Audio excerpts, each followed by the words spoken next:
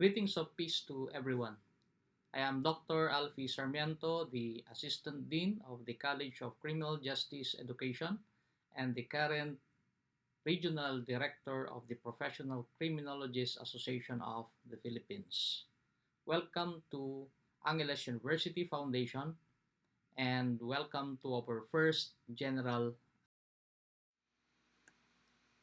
Despite the global economic and health crisis, I salute each and everyone for having the courage to pursue their dreams and continue with their education. And in behalf of the College of Criminal Justice Education, accept my sincere gratitude for choosing AUF College of Criminal Justice Education as your second home in nurturing your dreams of becoming a professional criminologist. We hope that your stay here will be fruitful, meaningful, and productive. At this juncture, I would like to take this opportunity to thank the CSC officers headed by its president, Miss Francesca Roque, and her able vice president, Sheila Angeli Mayani, with the support of their secretary, Mr. Kevin Kurt Pascual, and the dependable treasurer, Noeline Rose Quiason, and the energetic PRO, Manuel Japet Sapra. Congratulations for this very successful General Assembly for academic year 2020-2021. I hope that your group, your dynamic group, will be able to excel and will make a lot of productive projects despite the pandemic. Hopefully, this new set of officers will be able to accomplish all the tasks that will be assigned to them. Again, congratulations for this first General Assembly, and hopefully there will be more activities under your baton, and always remember that your CSC advisor will always be here to support all your major projects and all your endeavors, and we will all work together as a team. Okay, good luck and God bless you all.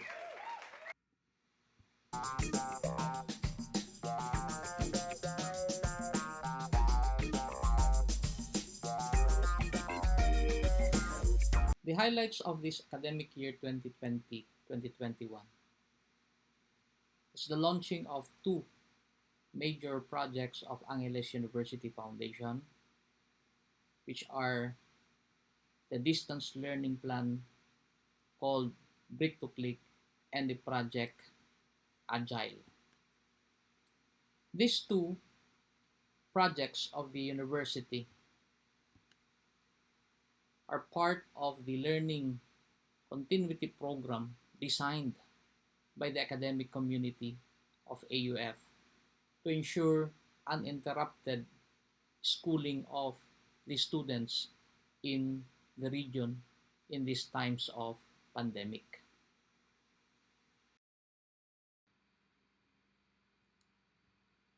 In this General Assembly, aside from knowing the university better and knowing the men and women behind the College of Criminal Justice Education, it is but proper for us to know the various ground rules governing your stay here at AUF, particularly in the conduct of online classes.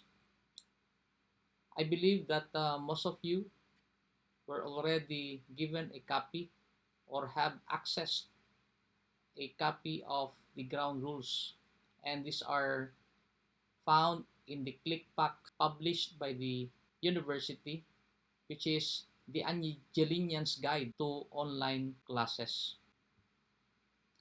And today, I will be presenting 5 major concerns. One is the synchronous classes.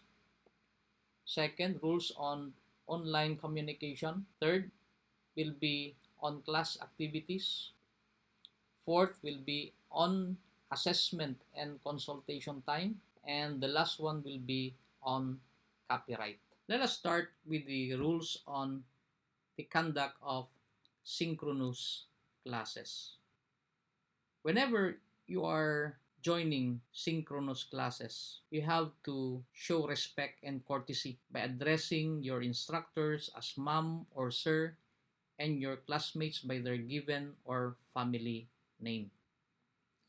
Give your full attention. Avoid doing any activities that would disturb the smooth flow of the classes, such as eating, texting, playing, sleeping, etc. Everything that are not related to the course. Refrain from doing or misbehaving during the conduct of synchronous classes.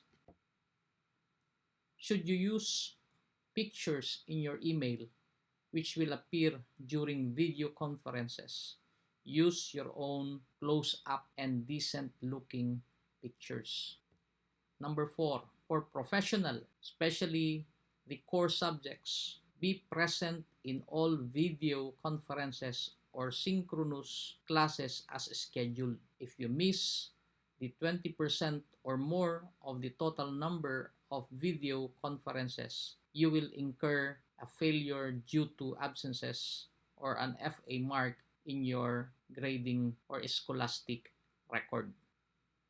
Rules on dress code. Dress appropriately during video conferences or synchronous classes. Be in t-shirt, polo shirt, blouse, or dress with sleeves and suitable buttons. Do not wear sleeveless top, muscle shirt, tank top, top with spaghetti straps, tube, pajama top, flimsy top, and others. Though you have your criminology official uniform, not all of you are required to wear the AUF CCJE official uniform, particularly the freshmen. But for those upper years or seniors, you can schedule wearing the student uniform as per instruction by your respective faculty members. Number 6 rule, choose a more conducive area for learning. Choose a quiet or an area free from distractions during synchronous classes. Number 7, allow your instructor to record the video conference for future reference. Expect for the links to the recordings to be made available for you. Number 8, turn on your videos at least during the periodic attendance checking. Number 9, turn off your microphone during the discussion unless you are being called upon to participate or recite. Number 10, for questions about the discussions, type the relevant questions in the chat box or use raise hand sign and wait to be acknowledged before talking. Number 11 rule, use respectful language at all times, even in the chat box. Avoid including irrelevant comments and using all capital letters as this can be perceived as yelling.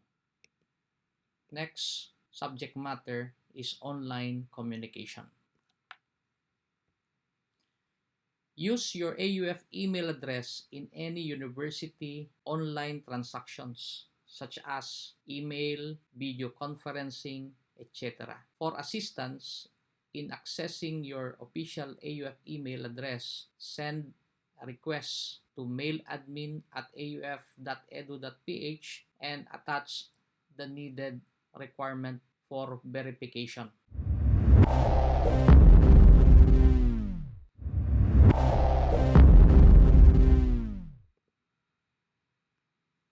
Third agenda on class activities.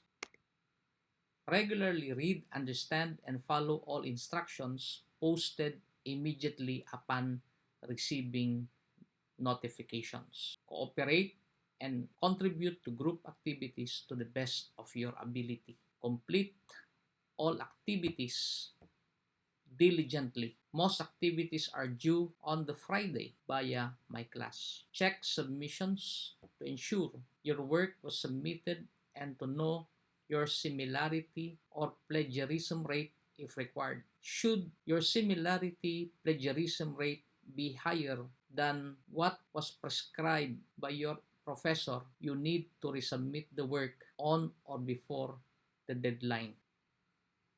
Check scores, comments, and feedbacks. Note that the percentage grade in the gradebook tab does not equate to your actual grade, as the university has its own grading system.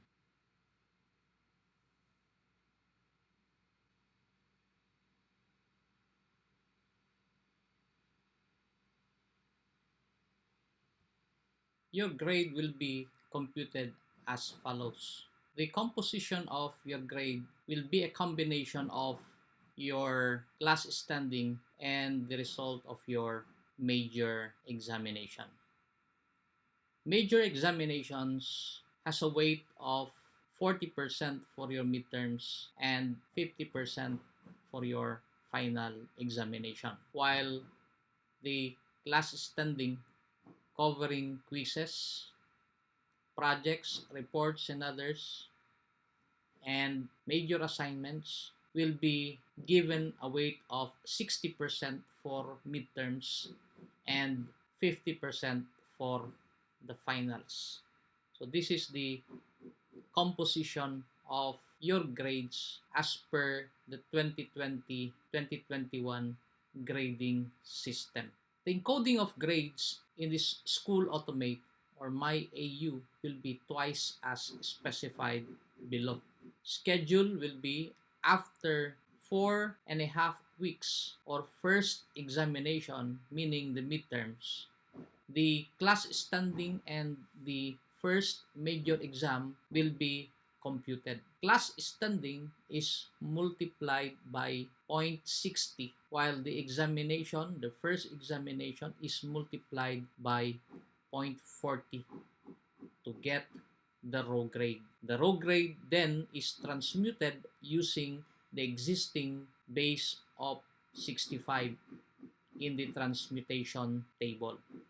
Transmuted grade is encoded in the school automate as midterm grade. After 9 weeks, class standing and the examination, second examination, which is the final exams, and raw grade 1 will be computed. Class standing is multiplied by 0.50, while examination number 2 is multiplied by 0.50 to get a raw grade. The raw grade 1 is added to raw grade 2 and divided by 2. The raw grade is transmuted using the existing base 65 transmutation table. The transmuted grade is encoded in the school automate as the final grade. We will now be moving to the fourth agenda, which is on assessment and consultation time. Do all class activities honestly.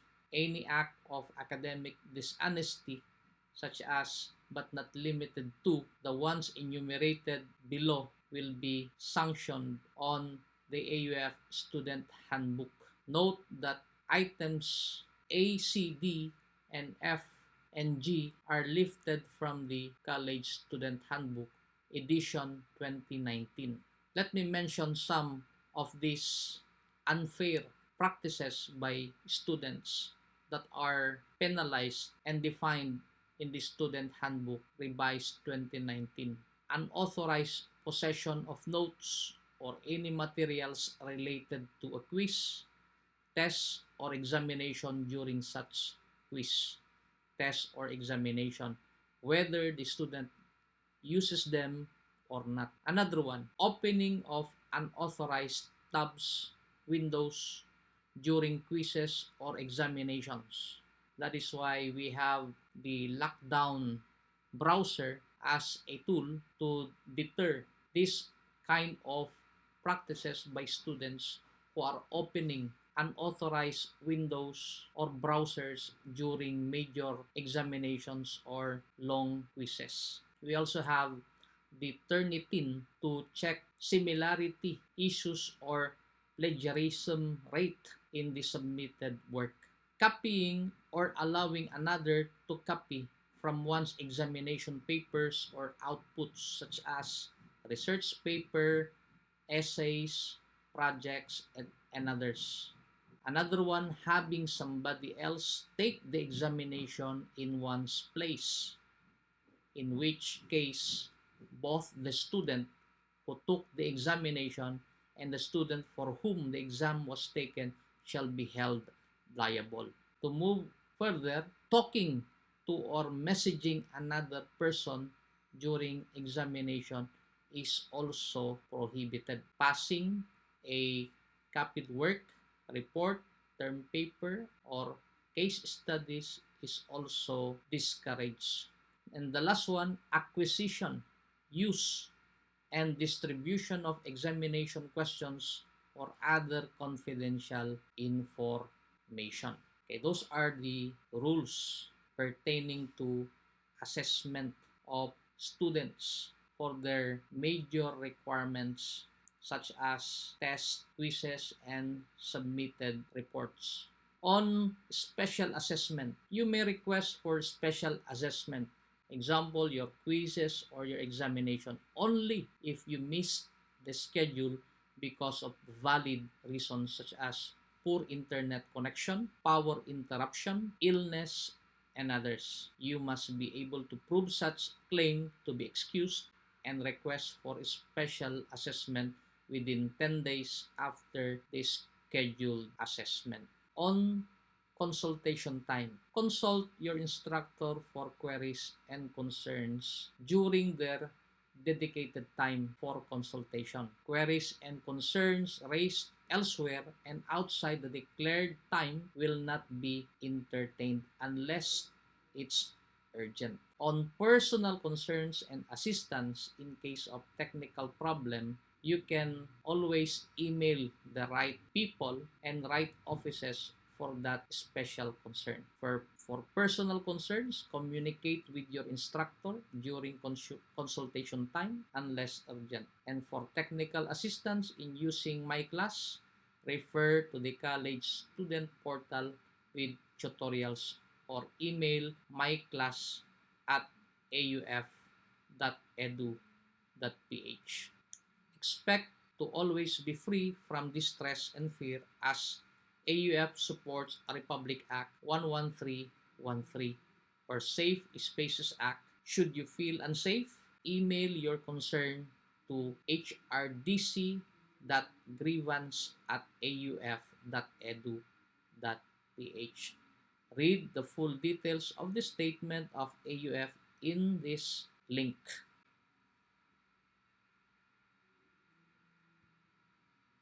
Okay, let's move on to the last agenda on copyright.